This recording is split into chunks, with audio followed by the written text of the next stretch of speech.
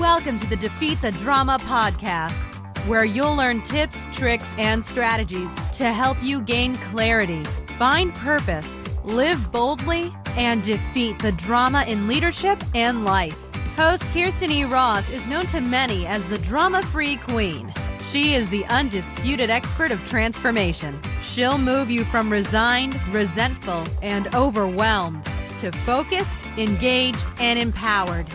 Welcome to the Defeat the Drama podcast. I'm Kirsten Ross, your host, and this is episode number 67. Drama zaps energy and steals focus, so let's defeat some drama now. In today's episode, I'm going to be sharing 6 strategies to create team change that sticks. So if you're like a lot of my clients, you're probably struggling with making changes inside of your business. So many of my new clients share complaints about employees that will not implement new processes or use new protocols. Teams often seem to do everything in their power to resist change, don't they? Leaders are plagued with comments and complaints like these. Let's see if any of these sound familiar to you. No one told me. This doesn't work. I don't understand why we have to do this. I keep forgetting. What are we supposed to do after the first part? The old way is way better. I'm not doing it. My clients are left feeling frustrated, disempowered, and ready to throw in the towel, resigned to the fact that change will never happen.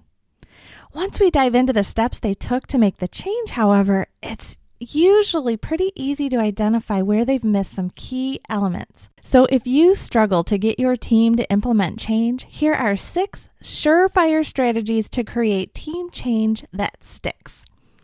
1, get input up front.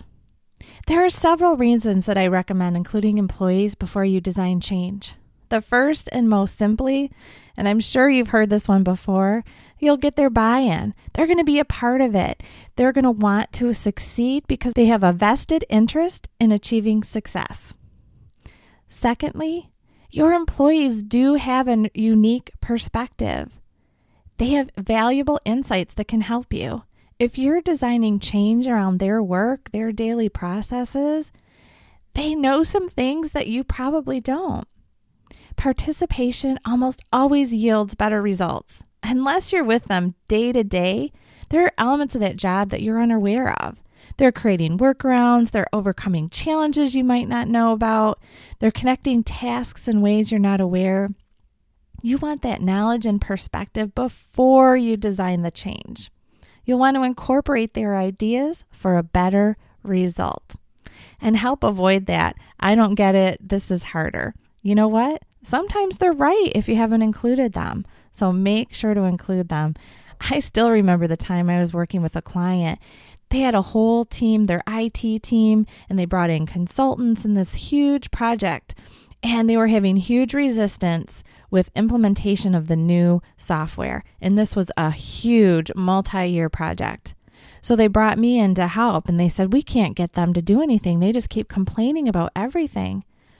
Well, during that multi-year change that they were creating, they had never gone to the end user and said, how does this fit with your work? What are some of the elements that we might not know? So an IT department was creating everything for an end user without having their input at all. There were so many elements to the work that the IT department had no knowledge of. There was no way the implementation could go forward.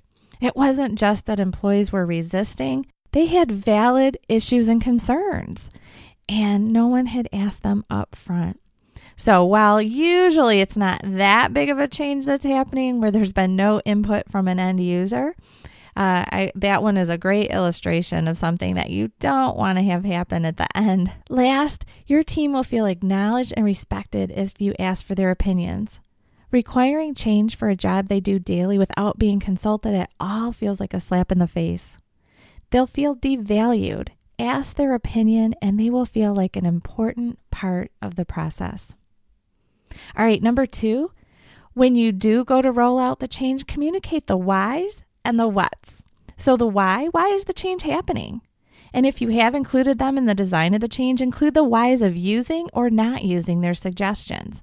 is if you ask the question up front about, hey, what do you think about this? Or what would you like to see in a change? It creates the expectation that you will actually use their opinions.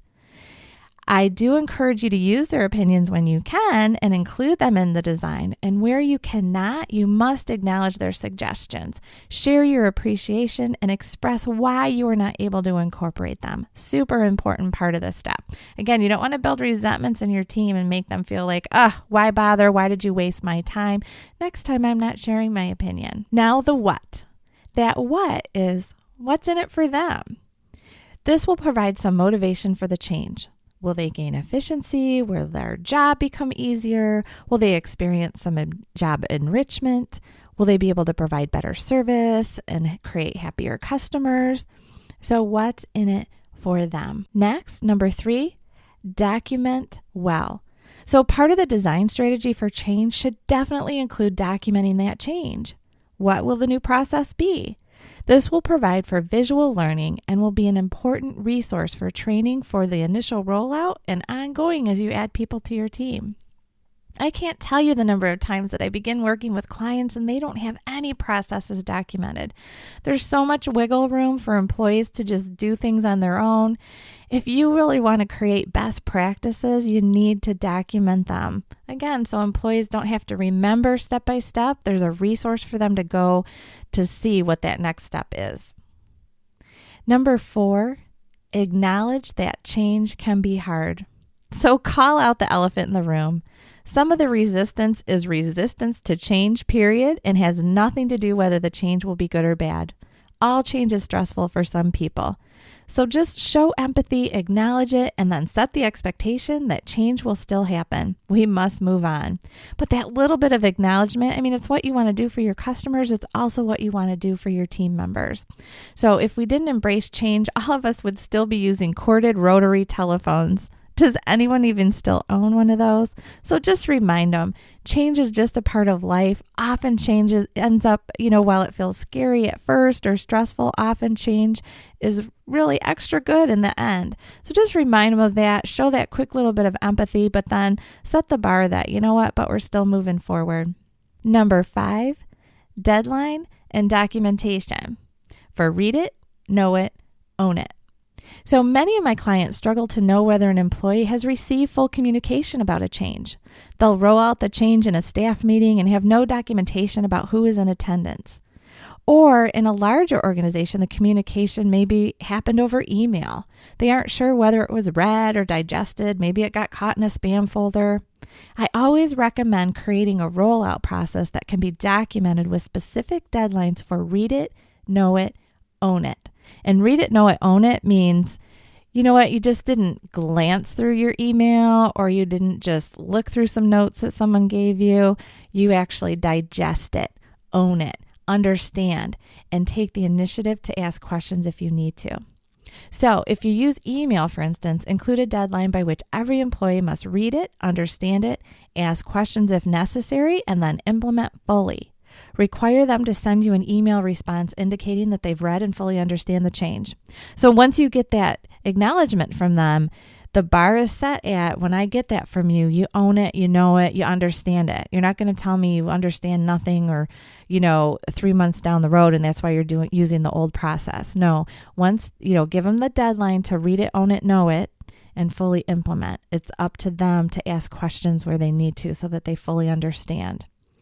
If you roll out a change in a staff meeting, make sure to document who's there and then provide the documentation about the change in an email or a binder, some sort of documentation after the meeting for anyone who missed it. If someone does miss the meeting, give them a deadline for playing catch up from the missed meeting. They must get with you, the leader, talk to a coworker, read and understand. Again, do whatever is necessary to gain a full understanding of the change by the deadline. Request that they sign a log or send you an email when the task is fully complete. So again, you've got the documentation of, hey, you know what? You shot me this email or you signed the log, indicating that you've read it and fully understand. It's up to you, each employee, to ask the questions that you need answered to fully understand so that you can implement. That gets rid of all that wiggle room of, I didn't know, no one told me, I wasn't at the meeting, I didn't understand this stuff. No, there's a deadline for full implementation, and it's on them to make sure they understand enough so that they can fully implement. And then number 6, hold them accountable. Once an employee is acknowledged reading, knowing, owning, hold them accountable for adhering to the change. Give a little grace if there's a learning curve and your team is trying to make the transition smoothly, but stick with it and don't let them slide back. Do ask whether they have any input for required tweaks. So that first implementation really shouldn't be the end of the implementation process. Go back to everyone and say, how is it working? Is there anything that we should change a little? We're not going to redesign the whole thing, unless you didn't ask for their input up front. But, there's got to be a trial and error period. It's a testing period, and you might even schedule it in. Give a month for everyone to read it, own it, know it, and fully implement. Give them a month or 2 or 3, depending on the size of the change, to test it out, see how it's working. And then do a follow-up meeting or some way for them to provide input for simple tweaks in the new change. And also encourage that if there's a complaint about the change, that they have to include an idea for how to make it better. So it's super easy to complain and say why something's hard or why you don't like it. But unless an employee has an idea for how to improve it or has at least talked to some coworkers to try to improve it, whining is just whining, and let's just call it what it is. So those are the 6 surefire strategies to help create change that sticks. I hope that you're able to implement some of those immediately if you're working on some change so that you can get your team doing what you need them to do. And you know what? If you need some additional help, I would love to hear from you. I've got some coaching opportunities, some slots opening up for the new year, and I would love to help you. Podcast listeners get a 15% discount. So shoot me an email, tell me you're a podcast listener and that you heard about the discount on this episode. You can go to defeatthedrama.com, click on the podcast site, and then use the send your question to shoot me a quick email. That is all for today. Until next time, make it a great day.